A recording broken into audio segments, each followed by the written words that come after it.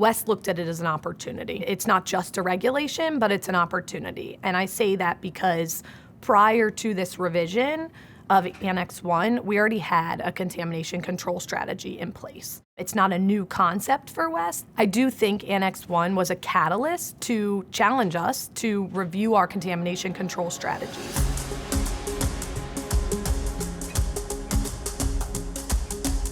The biggest challenge, not just for West, but everyone, is bridging the gap between this global strategy that we have that's comprehensive and then executing that at a site level.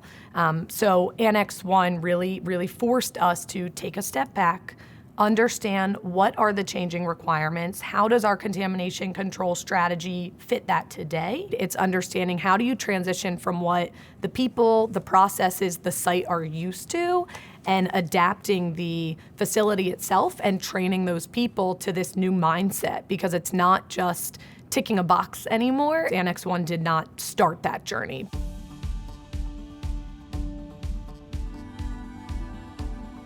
We had a contamination control strategy in place, but with this revision and update, it challenged us to ensure that we are moving in the right direction.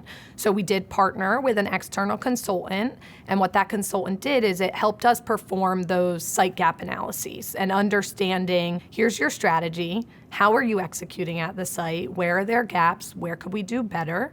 We also continuously work in industry groups, working groups to ensure that we're continuously evolving. This regulation is not a one-time thing, and it wasn't a stop.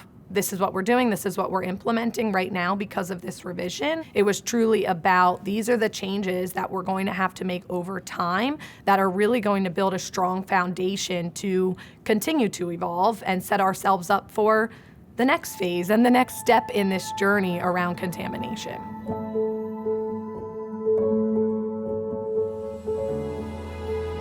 As regulations change, we can't keep doing what we're doing if we want to help our customers to better themselves. We have to continue to raise that bar for standards, manufacturing standards, quality standards, personnel standards, and being able to stay transparent around that and being honest with our customers that this is what we're doing, and we're embedding it with not just our manufacturing sites, but people like me at headquarters today, and really establishing a contamination control starts with me campaign so that customers see that transparency, and even more than just the documentation and the paperwork of a contamination control plan at the sites.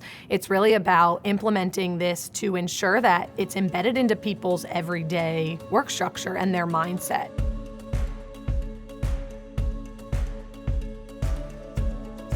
It's really critical to have this harmonization at West across our own sites so that customers have that confidence no matter where they get their product, our European sites, our US sites, our Asia Pacific sites. It's consistent. It's consistent quality, it's consistent product, it's the same procedures, the same continuous improvement that we are putting into our processes to ensure that the product that's being delivered at our customer site and the life cycle of that product is consistent no matter where it's coming from.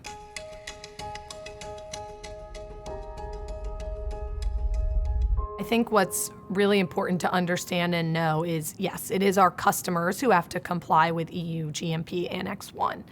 But when they are being audited, when regulatory agencies come to their sites and understand their plans, their procedures, their risk assessments, West has to be ready. West has to be ready to support that, and our contamination control strategy has to be an extension of theirs. And we have to support with data, with knowledge management, with our own associated risk to make sure that they are happy with their risk and the regulators are happy with their risk, and the regulators feel that our customers' contamination control strategy is holistic from their raw material.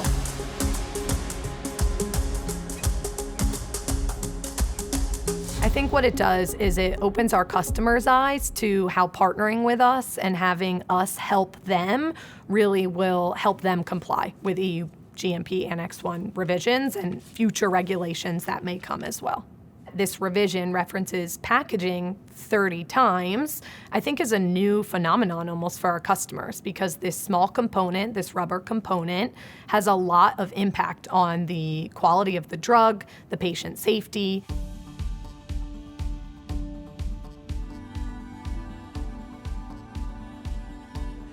Quality risk management, QRM, is not just a compliance for West. It is a mindset that shapes everything we do, from strategies to product manufacturing, delivery to our customers, and then the life cycle of that product in our customers' drug products. So with quality risk management and the gap assessment specifically, we did uncover and knew that West has a strong foundation. But I think what was uncovered and what we realized we could focus on a little bit more is harmonizing those procedures, things like gowning procedures across our sites. If you harmonize these procedures, now you have personnel, regardless of site, operating in the same way for sterile manufacturing of these products. We enhanced our clean room behaviors by embedding this into the mindset from the second someone walks in the door through these gowning procedures to when they enter the cleanliness of rooms. We harmonized our trainings to ensure that not just site by site, but globally, every single person at West is adhering to these procedures and understands the why behind these procedures.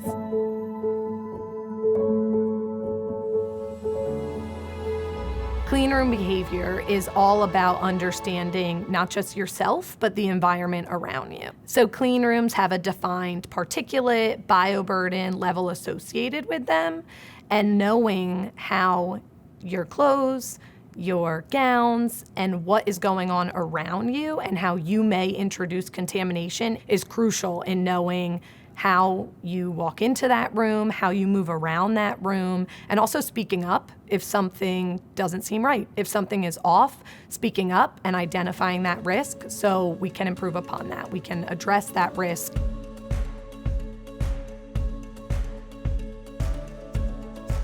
Piece of Annex 1 that this really all comes back to is forcing us and encouraging us to understand the risk of it all. Managing that risk and then implementing tactics, implementing procedures to reduce that risk, as well as monitor that risk and know, are we ever stepping out of those bounds that we thought we were within just before? So Annex 1 really forces us to understand that risk. The behavior isn't just in these clean rooms. If you visit a West manufacturing site, you see this behavior in the lunchrooms, in the hallways, in the break rooms, and not cross-contaminating the gown you wore in this clean room and wearing it where you're eating a sandwich or sitting next to someone who wasn't in that clean room before. So it's more than just this clean room environment, but it's every environment you step into in that day. It's every person you interact with and where they were and who they interacted with. So it becomes this whole web of contamination that all we can do is be responsible for ourselves and our environment and keep that risk as low as possible.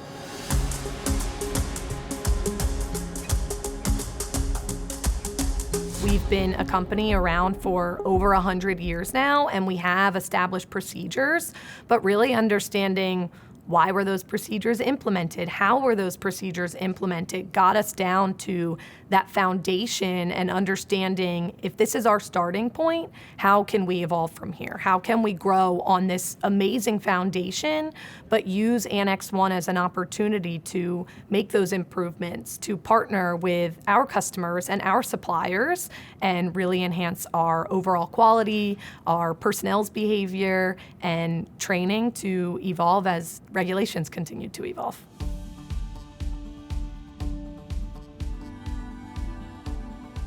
The incremental cost to apply procedures and manufacturing processes to help our customers meet and comply with Annex 1 is just a small fraction of what the impact of not complying or what it could mean if you're catching contamination or if you are finding issues with the processes or your partners haven't complied or helped you, enabled you to comply.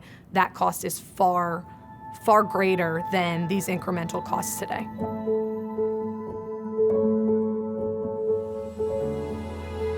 Change is scary. Our customers feel that way, but this is one that's unavoidable.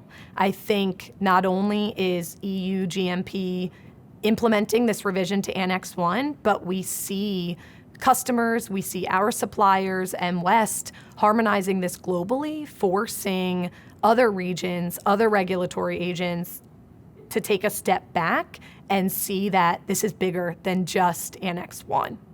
Annex 1 for me personally is exciting. I think it has forced me to understand our processes. I own our plunger portfolio, and that's not enough anymore to know what products do we offer. What I need to understand is what are these products, what are they going into, where are they being made, and how can I force ourselves or encourage our team members, encourage our global partners to enhance the product quality, because I want every single component coming off of our lines to be a product that goes into a drug and is making someone healthier and enhancing our end patient's experience. And that really starts with contamination and understanding Annex 1 is not just a one-time deliverable. It's evolving, it's growing, and potentially changing in the future.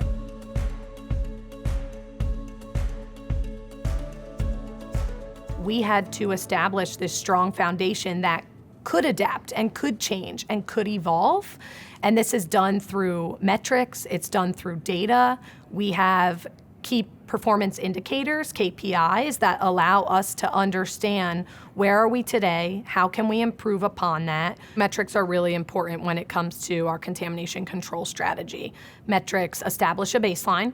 They allow us to track the progress. We've really moved from being a little bit more data-driven reactive to a predictive proactive approach that can help us make decisions on improving our strategies, improving our processes, evaluating that risk that leads to contamination. And that's all embedded into our contamination control strategy.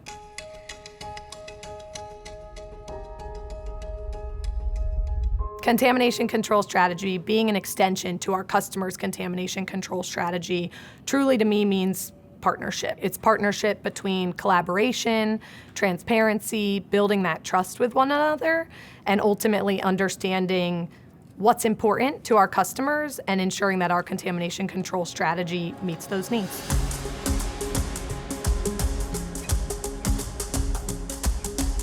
I think West set ourselves up really good when it comes to knowledge management, having a global strategy and then implementing and understanding the site-specific contamination control plans that adhere to that strategy. With knowledge management, it's sharing that knowledge across sites and teams and being able to provide that feedback across the globe, across these various supply chains with these harmonized standards, harmonized procedures, harmonized strategy to ensure that we know what's working, we know what's not working, and we know how to improve upon it, regardless of where that's happening. I think it's one thing to have the knowledge, it's another thing to share that knowledge with our customers. To me, knowledge management is all about shared accountability and being able to speak up and share those insights, not just internally, but also externally. What customers want around knowledge management is more about the transparency and the trends and trusting in West and our processes that what we do and what we implement will support their plans as well. So yes, it is the knowledge, it is the data, but it's the knowledge to know why is West doing what we're doing and how does that play into the product's quality, the product's efficacy, and ultimately the patient's safety.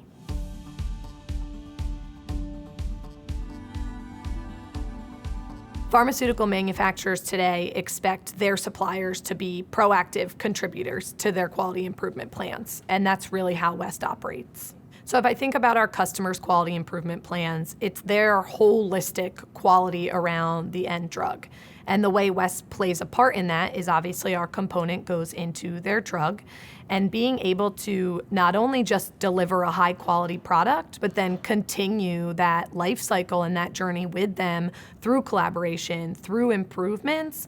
West's ability to understand the KPIs and the data behind the quality improvement plans for our customers enables us to help them continue to grow, continue to evolve around quality of the end product.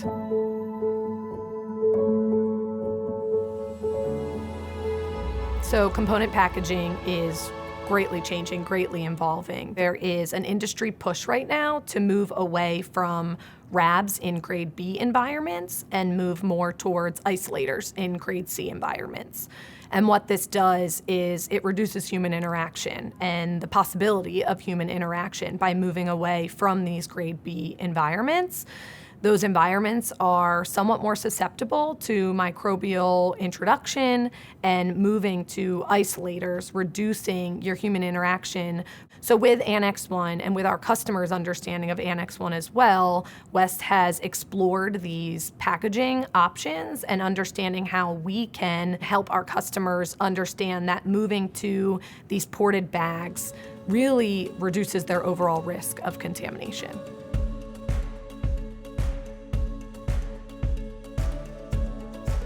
Change is hard, right? Customers have used RABs, and moving to isolators could be a new concept, could be a huge change for them.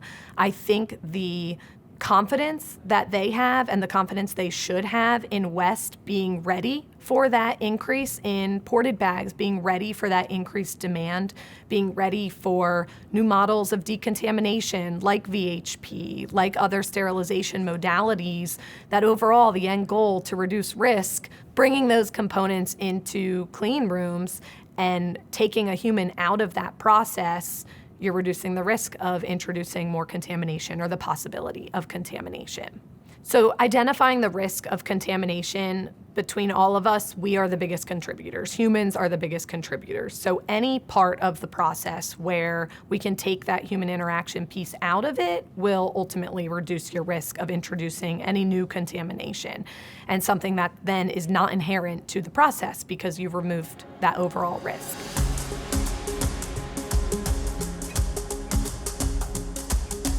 Annex 1 is an opportunity for global transformation. I say global because there were a lot of regulatory agencies, regulatory players in the game to help establish that foundation, and we see a global transformation by other regions, not just the EU. Regions like South Korea and Australia and China picking up these processes and implementing things like quality risk management, like global gowning procedures, like the idea of cleanliness and harmonizing to these standards that were established. We're already seeing this global harmonization, and I can speak to West because West is already implementing these processes globally. And global harmonization enables that effective, consistent product quality. It enforces continuous improvement holistically, and ultimately it opens up this entire supply chain that now you're entering markets, you are able to supply your network and products across the globe.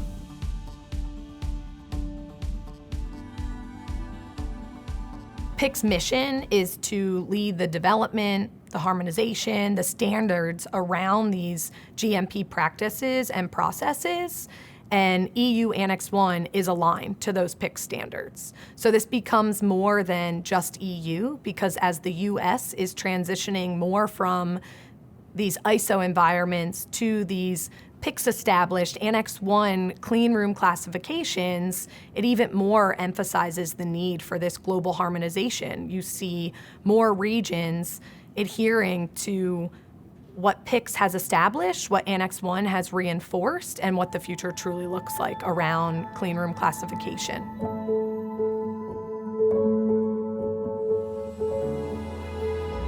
I think what sets West apart is the fact that this was not new for us. This contamination control strategy has been around, and over the last 5 years, we've been able to really do this deep dive and understand what are the critical requirements around this revision, what are the trends globally, how are we equipped today to comply with that or help our customers comply with that, but really understanding and believing that the next phase of the journey is here. We are taking that next step towards meeting what we see is here, what we see is coming, and that is through data, that is through our metrics, that is through new regulations and guidelines, but it's less about being the innovator and more understanding that we have to be proactive, we have to be so many steps ahead in order to enable our customers to comply with what's right in front of them.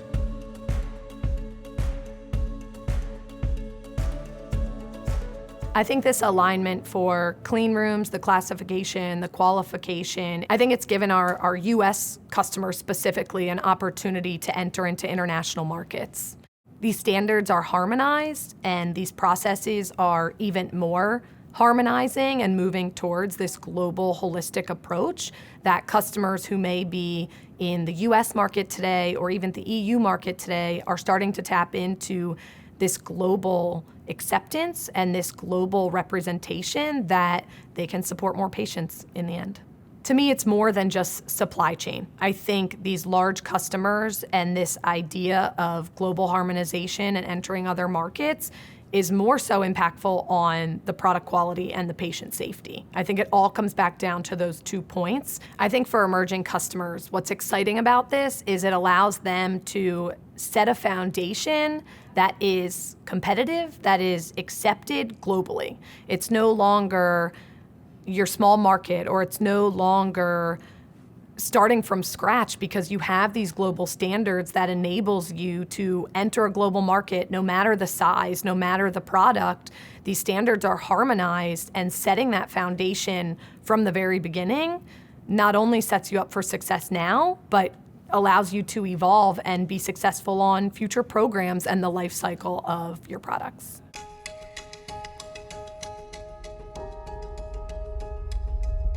The journey doesn't end. Our contamination control strategy was truly built on the foundation to allow it to evolve, allow it to grow with changing regulations, and that's exactly what we're going to keep doing. At West, we see this as not a challenge, but an opportunity. It's an opportunity to improve upon our quality systems, continue to inspire our teams, and partner with our customers.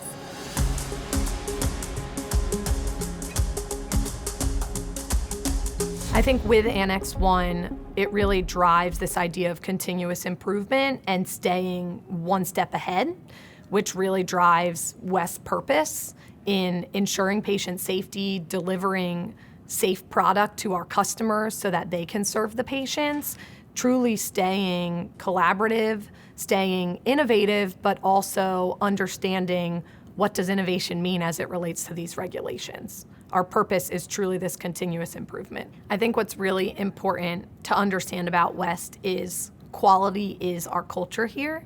Quality comes down to this idea of contamination, and it is embedded not just with our manufacturing sites, but our global SMEs here at Exton headquarters and in product managers like myself, and knowing that when we come to West every day, we do have the patient in mind. Even though our end customers are the drug companies, we still think of every single individual stopper and plunger and component that we make here going onto a drug that serves a patient. And so I think trusting a company, trusting a partner who has that mindset only sets you up for success and only makes your journey that much easier to have aligned goals and aligned purposes in the patient's success and the patient's story.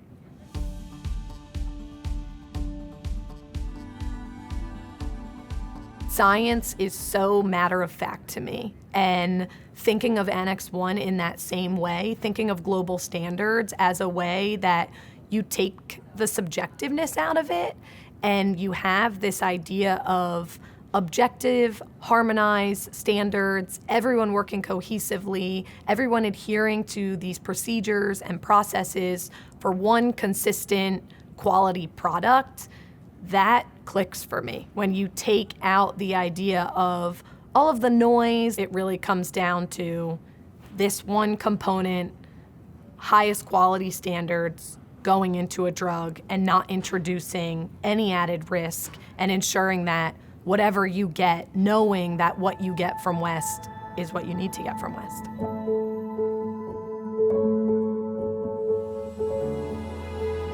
I view Annex 1 as an opportunity. I view Annex 1 as a great foundation and something that can be built upon to be even better and help customers and help West truly become a global, harmonized company, not just with our processes, but with our mindset that shapes how we work day to day.